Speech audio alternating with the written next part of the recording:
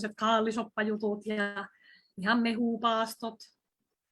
Sitten on kokeillut erilaisia esimerkiksi myöskin sitä karnivoren ruokavaliota, tosin vain hetken se tuntui kyllä tosi rankalta ja aikalaista pätkäpaastoa, jonkun verran käyttänyt jotain lisäravinteita, proteiinijauheita, rasvanpolttopillereitä tai jotain sellaisia.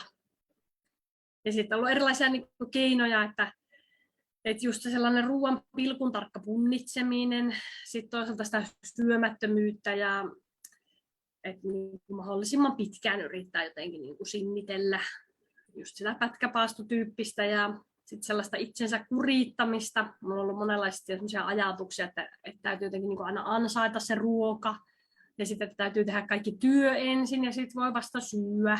Tosi semmoisia niin kuin tiukkoja niin kuin semmoisia malleja jotenkin siihen. Ja sitten semmoisten tiettyjen ruokien demonisointia, että niinku jakaa tosi rankasti, että tämä on hyvää ruoka ja tämä on pahaa ruoka ja se on sellaista tosi mustavalkoista. Sitten mulla on ollut myös ylenpalttista liikuntaa, että mä saatan tehdä tosi pitkiä treenejä ja sen jälkeen olla syömättä.